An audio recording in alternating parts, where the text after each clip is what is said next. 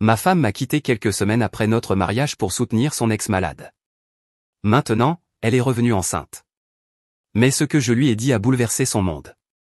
J'ai 30 ans, et Emma en a 28.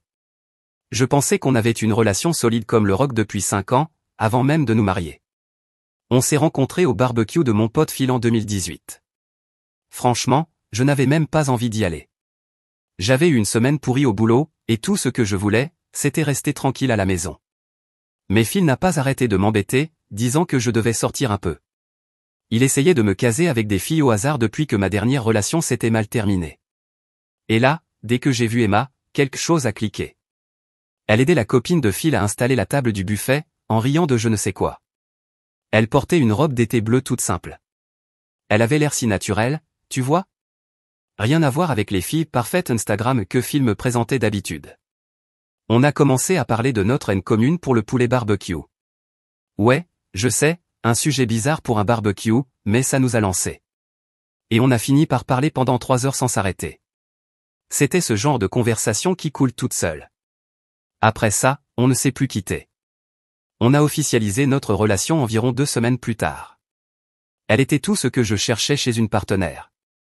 Intelligente, elle est infirmière en pédiatrie. Drôle avec un humour bizarrement adorable. Belle mais naturellement belle, pas du genre à se prendre la tête. Et surtout, on était en phase à tous les niveaux. On avait les mêmes valeurs, les mêmes envies dans la vie, et même le même goût douteux pour les émissions de télé-réalité. 90 jours pour se marier, c'est notre plaisir coupable. Mort de rire. On n'a jamais eu de gros problèmes comme ceux qu'on voit souvent ici. Pas de crise de jalousie, pas de dispute pour des conneries, rien de tout ça. Bien sûr, on n'était pas toujours d'accord, mais on réglait tout calmement, comme des adultes. Mes potes me vannaient en disant que j'étais complètement accro.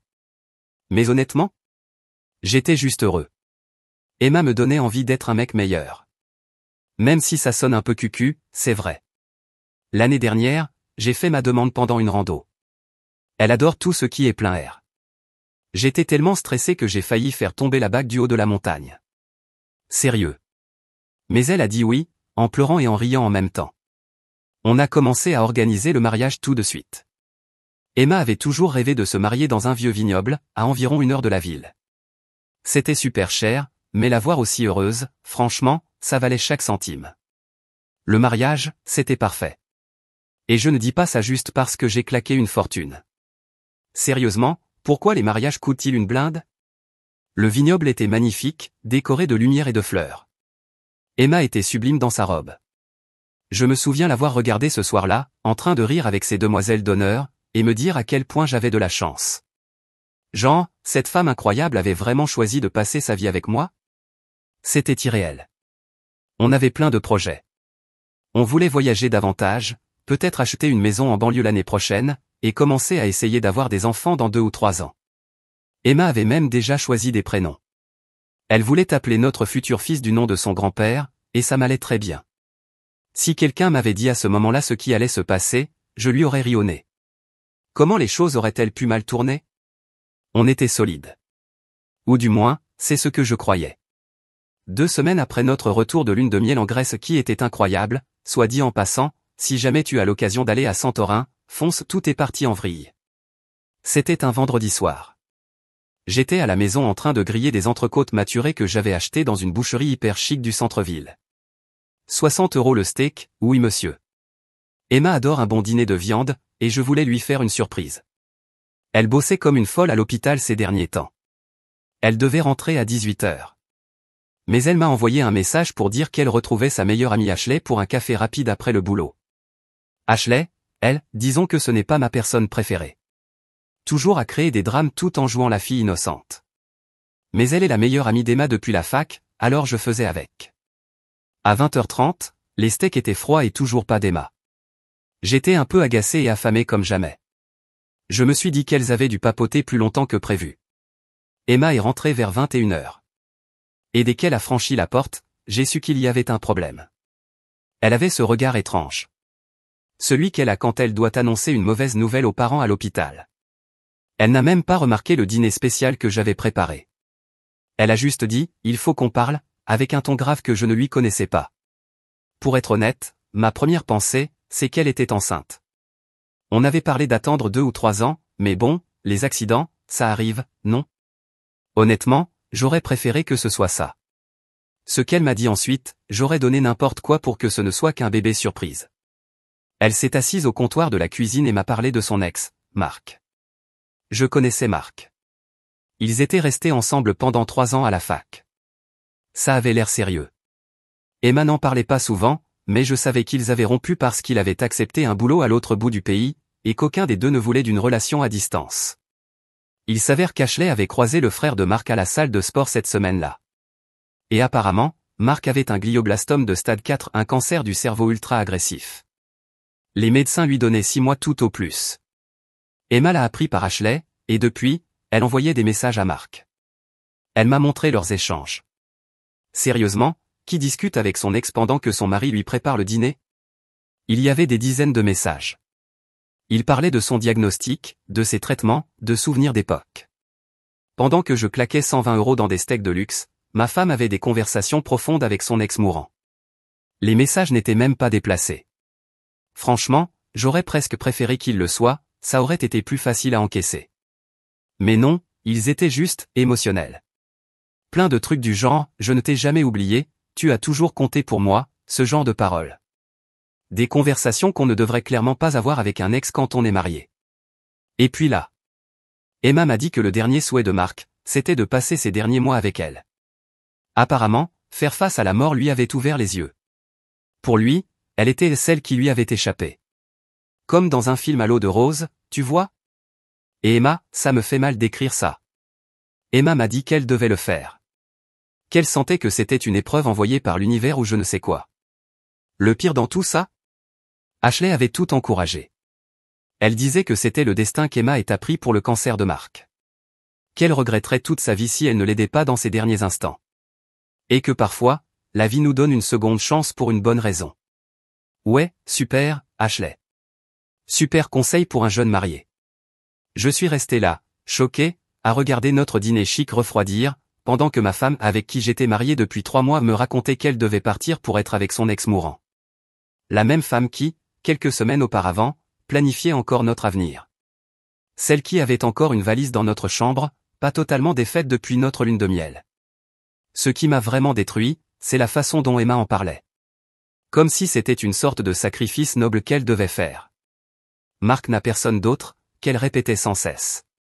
Toute sa famille est sur la côte est. Pratique, non. Il est tout seul face à la mort. Et moi, je suis là, à penser, et moi alors? Et ton mari? Celui à qui tu viens littéralement de promettre de passer ta vie?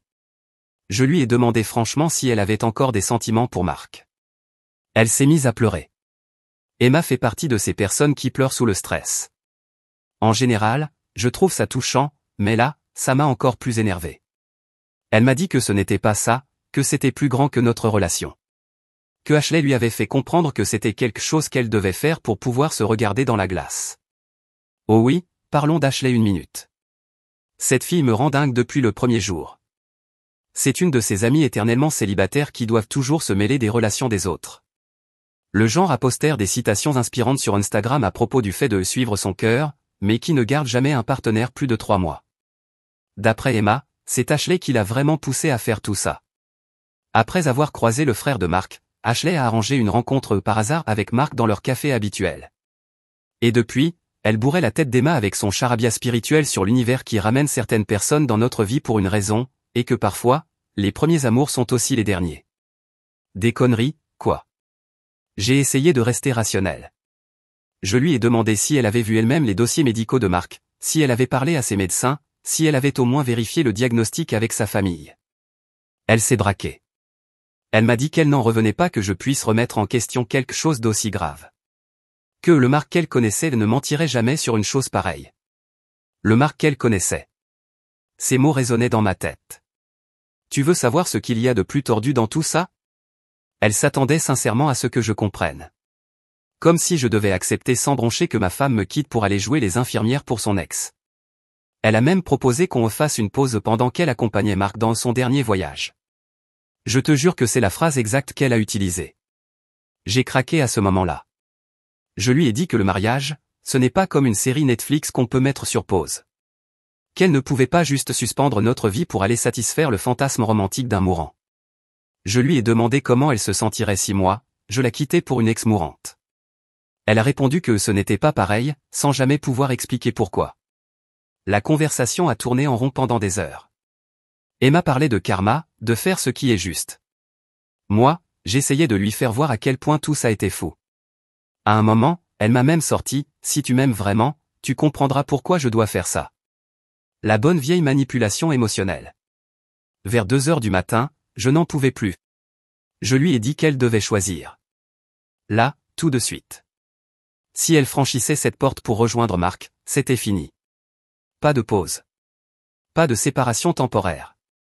Pas de retour possible quand elle aurait fini de jouer à Florence Nightingale. Terminé. Elle m'a regardé comme si c'était moi le problème. Elle a commencé à me dire que la vie n'était pas toujours noire ou blanche, qu'il fallait parfois faire des choix difficiles. Je l'ai coupé et j'ai dit, justement, ce choix est assez noir et blanc. Soit tu es ma femme, soit tu ne le es plus. Le regard qu'elle m'a lancé à ce moment-là. Je ne l'oublierai jamais. Un mélange de déception et de résignation. Comme si j'avais échoué à un test cosmique. Elle a dit qu'elle avait besoin de temps pour réfléchir. Elle a pris son sac et est partie chez Ashley. Le bruit de la porte qui se referme derrière elle, c'était comme un coup de feu. Je n'ai pas dormi de la nuit. Je suis resté dans la cuisine, à fixer ces maudits steaks hors de prix, en me demandant comment ma vie avait pu basculer dans ce feuilleton ridicule. Je regardais mon téléphone toutes les 10 minutes, espérant qu'elle revienne à la raison. Et puis les choses se sont enchaînées très vite. Emma est restée chez Ashley pendant quelques jours, répondant à peine à mes messages. Pendant ce temps, moi, j'étais en enfer. Impossible de manger, de dormir. Je repassais tout dans ma tête, encore et encore, à essayer de comprendre ce que j'avais raté. Mon pote Phil, celui qui avait organisé le barbecue où on s'était rencontrés et passé avec des pizzas quand je lui ai raconté ce qui se passait. Il n'y croyait pas non plus. On avait passé tellement de bons moments tous ensemble. Double rendez-vous, vacances entre amis. Emma avait toujours eu l'air tellement normal. Pas le genre à faire un coup pareil. Puis, environ une semaine après son départ, j'ai reçu un long message d'Emma. Elle disait qu'elle avait beaucoup réfléchi et qu'elle devait suivre son cœur. Elle allait emménager avec Marc pour l'aider à traverser ces derniers mois. Elle a même écrit qu'elle espérait que je pourrais comprendre un jour. Et que peut-être, une fois Marc parti, on pourrait reconsidérer notre relation. Comme si j'allais l'attendre gentiment, en étant son plan B. Le lendemain, j'ai reçu un email de son avocat. Un email. Même pas un coup de fil. Elle voulait divorcer et espérait qu'on pourrait régler ça à l'amiable. Je n'oublierai jamais ce moment. J'étais assis à mon bureau, au travail, à fixer cet email comme si je venais de me prendre un coup de poing en pleine poitrine. J'ai dit à mon patron que j'étais malade et je suis rentré chez moi. Certains de nos amis ont même pris son parti. Ils disaient que j'étais froid, que je manquais de compassion. Sérieusement? Mon amie Rachel, enfin, celle que je croyais être mon amie avant tout, m'a dit que je devrais être fier d'Emma, qu'elle faisait preuve d'un grand altruisme. Fier? Fier que ma femme me quitte pour son ex? C'est quoi cette logique tordue? Je me souviens d'un dîner avec nos amis en couple. Ils ont essayé de me faire voir les choses du point de vue d'Emma. Comment tu te sentirais si tu savais que tu pouvais offrir du réconfort à quelqu'un dans ces derniers instants, mais que tu ne le faisais pas? Je leur ai demandé cash, l'un d'entre vous quitterait-il son conjoint pour un ex mourant? Silence total. Le pire dans tout ça, c'est que tout le monde me traitait comme si j'étais un connard parce que je n'étais pas d'accord avec cette histoire. Comme si c'était moi le méchant, simplement parce que j'attendais de ma femme qu'elle honore nos vœux de mariage.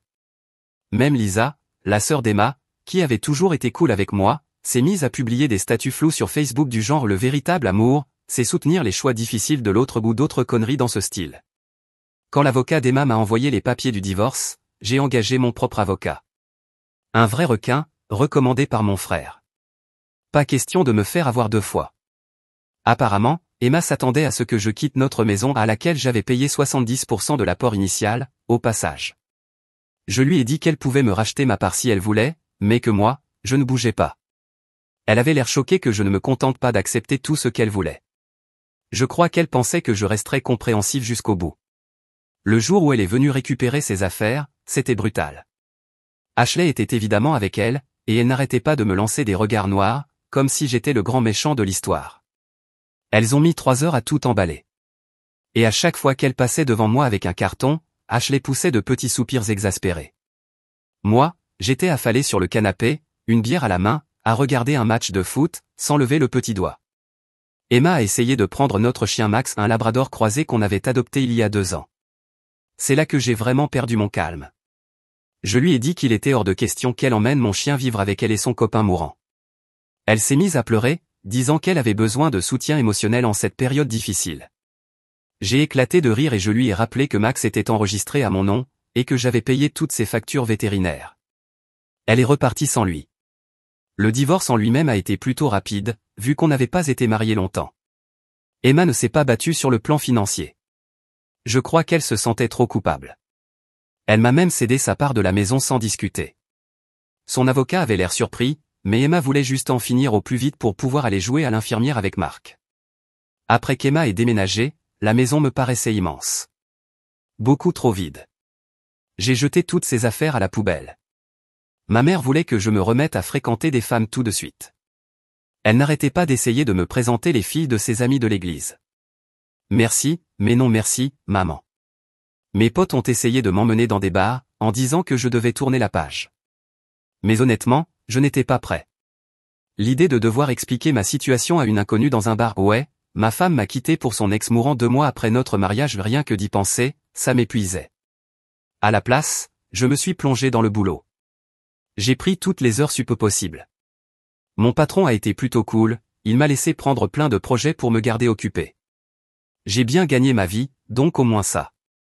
Mais être seul dans cette maison tous les soirs, ça me tuait.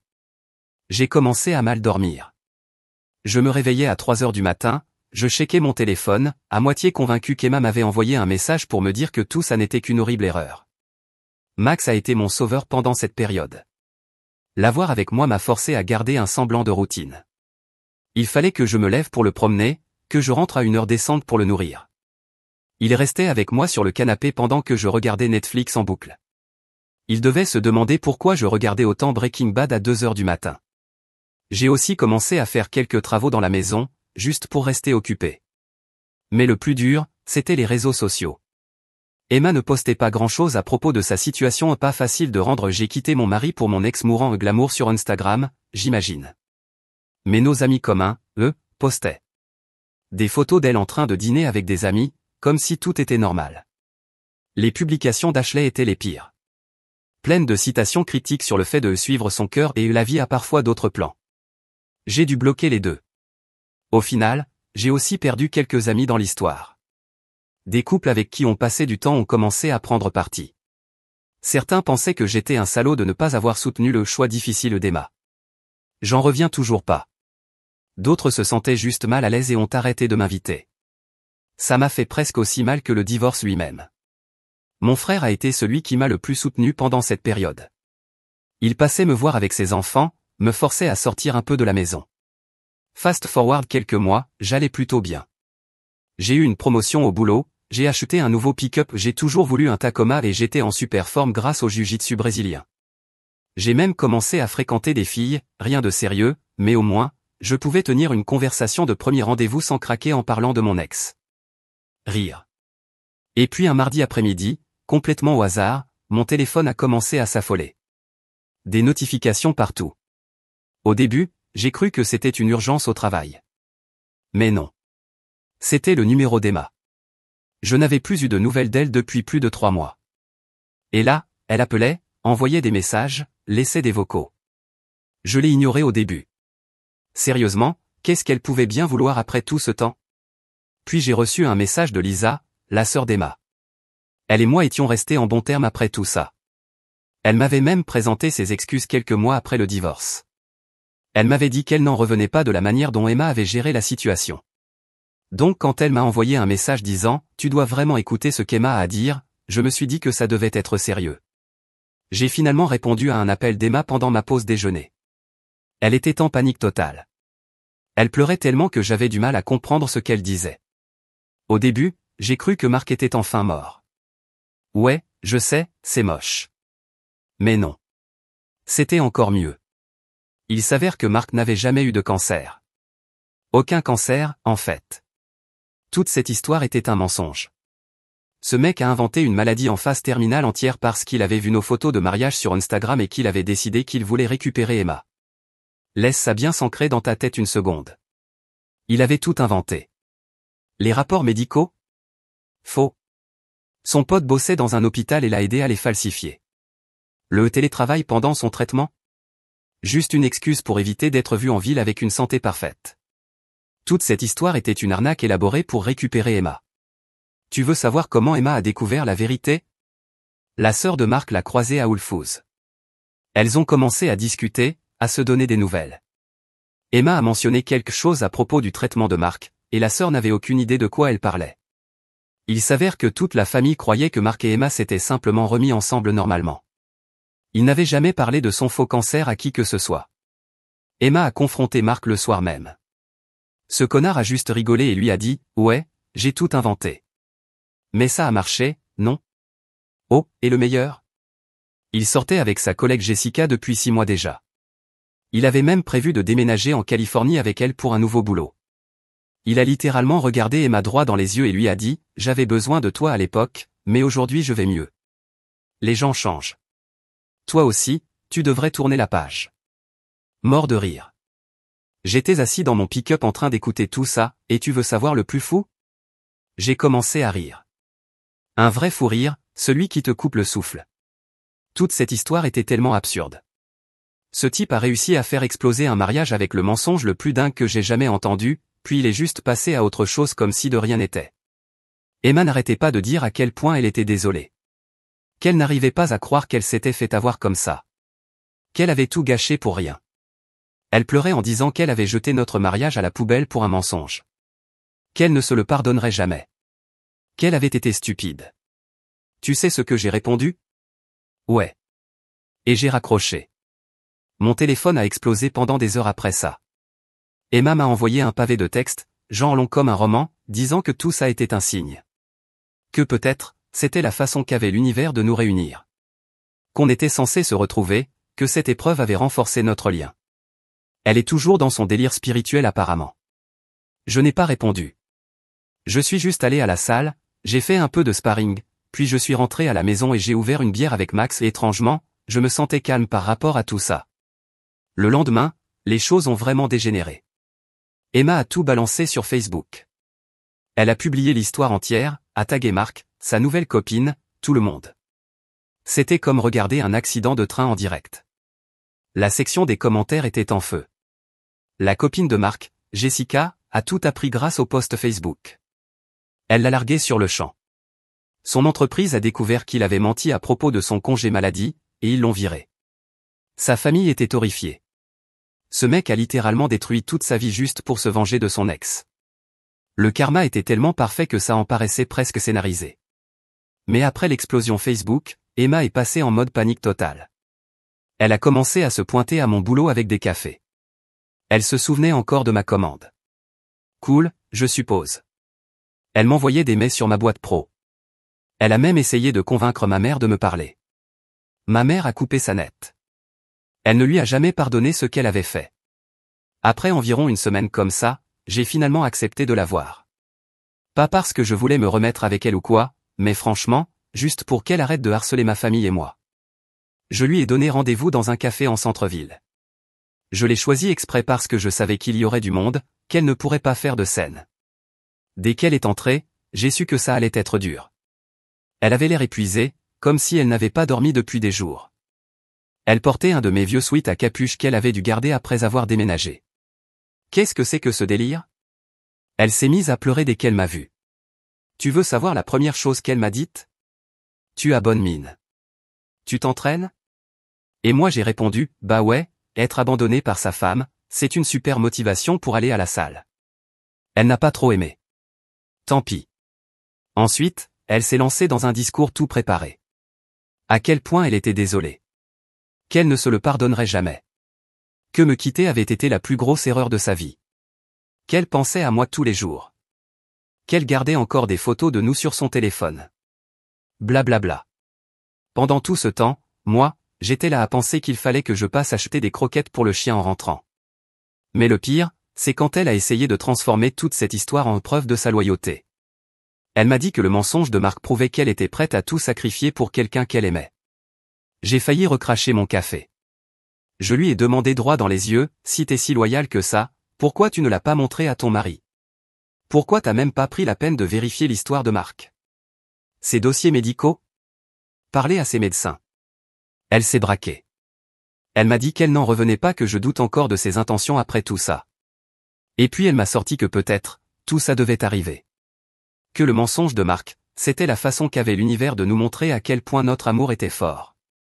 Qu'on pouvait repartir de zéro, plus fort après avoir traversé cette épreuve. Là, j'ai craqué. Je lui ai dit que notre mariage n'était pas un test cosmique. Que le véritable amour, ce n'est pas abandonner son conjoint pour aller retrouver son ex. Cette loyauté, ce n'est pas quelque chose qu'on ne montre qu'aux gens en train de mourir. Elle a essayé d'attraper ma main au-dessus de la table. Geste audacieux. J'ai reculé et j'ai dit, tu sais ce qu'il y a de pire? Si Marc avait vraiment été mourant, tu serais encore avec lui à cette seconde. Tu es seulement ici parce qu'il s'est avéré être un menteur. Je suis encore ton plan de secours. Ça l'a frappé fort. Elle a commencé à faire ce truc où elle pleure mais regarde le plafond pour essayer de cacher ses larmes. Elle faisait toujours ça pendant les films tristes aussi. Elle m'a dit que j'étais cruel. Je lui ai répondu que la vraie cruauté, c'était de quitter son mari après 3 mois de mariage pour son ex, sans même remettre en question son histoire. Puis elle a sorti les gros moyens. Elle a commencé à parler de thérapie de couple, qu'elle passerait le reste de sa vie à se faire pardonner, qu'elle me prouverait qu'elle pouvait à nouveau être digne de confiance. Elle m'a dit qu'elle avait encore son alliance et qu'il lui arrivait de la porter. Geste bizarre, mais bon. Tu sais ce que j'ai fait? J'ai ri. Pas un rire méchant, juste un éclat de rire incontrôlable. Toute cette situation était tellement absurde. Il y a 2 ans, cette femme m'a brisé. Et maintenant, elle est là, à croire qu'une thérapie de couple pourrait tout réparer. Je lui ai dit qu'elle avait bien plus besoin d'une thérapie individuelle qu'autre chose. Qu'elle devait comprendre pourquoi elle avait été capable de jeter un mariage aux orties pour quelqu'un qui s'est révélé être un mythomane. Qu'elle devait travailler sur elle-même avant d'envisager d'être avec qui que ce soit. La conversation s'est terminée quand elle m'a demandé s'il y avait encore une chance pour nous à l'avenir.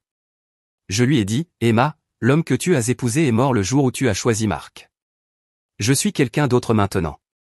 Puis je me suis levé et je suis parti. 1 heure plus tard, j'ai reçu un message d'elle disant qu'elle allait m'attendre et qu'elle me prouverait qu'elle méritait une seconde chance. Je l'ai laissée en vue. Je suis rentré chez moi, j'ai fait un câlin à mon chien et j'ai commandé une pizza. Ça fait environ 4 mois depuis que toute l'histoire du faux cancer de Marc a éclaté. J'avais enfin l'impression d'aller mieux, de reprendre goût à la vie. J'avais commencé à sortir avec une fille géniale, amie, de ma salle de sport. Elle donne les cours de kickboxing du matin. On se voit depuis quelques semaines. Rien de trop sérieux pour l'instant, mais ça commence à devenir concret. Elle est totalement différente d'Emma. Directe, sans drama, elle ne croit pas à toutes ces conneries de l'univers à un plan. Et puis hier est arrivé. J'étais chez moi en train de préparer le dîner.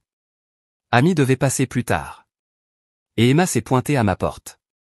Je ne l'avais pas vue depuis notre confrontation au café. Elle avait l'air différente. Et là, j'ai compris pourquoi elle était enceinte. Genre, visiblement enceinte. Ma première pensée a été, oh, Marc l'a mise enceinte avant de disparaître. Mais non. La vie n'est jamais aussi simple. Elle tenait une enveloppe, sa main tremblait. Elle m'a dit qu'elle était enceinte de 14 semaines. J'ai fait le calcul dans ma tête, juste avant que tout parte en vrille avec Marc. Juste avant qu'elle parte. Mec, c'est moi. Elle a déjà fait un test de paternité. Un de ces tests précoces par analyse sanguine. Elle m'a montré les résultats là, sur place. Probabilité de 99,9% que je sois le père. Elle m'a dit qu'elle essayait de trouver le courage de me le dire depuis des semaines. Et moi, j'étais là, dans ma cuisine, à tenir ces résultats entre les mains pendant que mon ex-femme enceinte pleurait devant moi, et que ma nouvelle copine était en route pour dîner. J'avais l'impression de vivre une expérience hors du corps, comme si je regardais la scène depuis l'extérieur. Emma m'a dit qu'elle l'avait appris juste après que tout ait explosé avec Marc. Qu'elle allait seule à ses rendez-vous médicaux. Qu'elle n'en avait parlé qu'à sa mère. Elle m'a dit qu'elle savait que ça compliquait tout, mais qu'elle pensait que j'avais le droit de savoir. Le plus fou? Une partie de moi est réellement heureuse.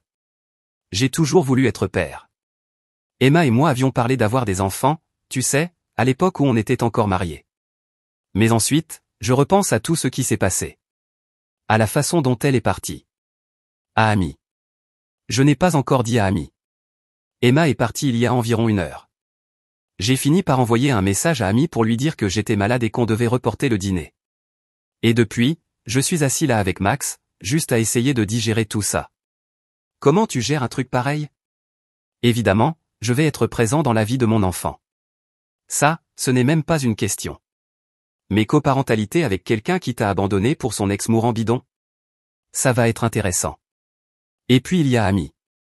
Comment tu dis à une femme avec qui tu viens juste de commencer à sortir que ton ex-femme, celle qui t'a quitté pour son ex mourant, est enceinte de ton enfant? Ça fait beaucoup à imposer à quelqu'un si tôt dans une relation. Emma veut qu'on parle.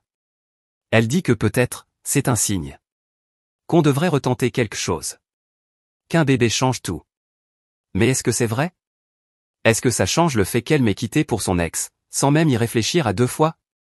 Est-ce que ça change le fait qu'elle ne soit revenue que parce qu'elle a découvert qu'il mentait? Ma tête tourne. Max n'arrête pas de me ramener ses jouets, comme s'il savait que je suis en train de paniquer. Bon chien. Franchement, je ne sais pas quoi faire. Une partie de moi veut être heureux à l'idée de devenir père. Une autre est terrifiée à l'idée de devoir gérer Emma pendant les 18 prochaines années. Et une autre encore se sent coupable vis-à-vis d'Amy, qui n'a rien demandé à tout ce drama. Alors, vous feriez quoi, vous? Sérieusement. Comment on coparente avec quelqu'un qui a brisé ta confiance comme ça? Comment on dit à sa nouvelle copine, surprise, je vais être papa avec mon ex? Comment on s'assure d'être présent pour son enfant sans se faire aspirer à nouveau dans le chaos d'Emma? Parfois, la vie te frappe là où tu t'y attends le moins. Pas avec un accident ou une maladie, mais avec une trahison que tu n'as jamais vue venir. J'aurais jamais cru que mon histoire d'amour la plus solide deviendrait mon plus grand cauchemar. Et pourtant, me voilà. Mais ce que j'ai appris à travers tout ça, c'est que l'amour, le vrai, ce n'est pas ce qu'on dit dans les vœux ou dans les citations sur Instagram. Le vrai amour, c'est ce qu'on fait quand ça devient difficile. C'est rester quand c'est plus simple de partir. C'est poser des questions quand quelque chose cloche. C'est choisir l'honnêteté, même quand ça fait mal. Emma a fait ses choix. Et maintenant, moi, je fais les miens. Je vais être père. Et je vais faire de mon mieux pour être présent, pour ce petit être qui n'a rien demandé à ce chaos. Mais je ne vais plus sacrifier ma paix intérieure pour réparer ce que quelqu'un d'autre a détruit. Je ne vais pas non plus laisser la culpabilité me ramener en arrière. On peut aimer le passé sans y retourner. Et parfois, tourner la page ne veut pas dire qu'on oublie. Ça veut juste dire qu'on choisit d'écrire une nouvelle histoire. La mienne commence maintenant.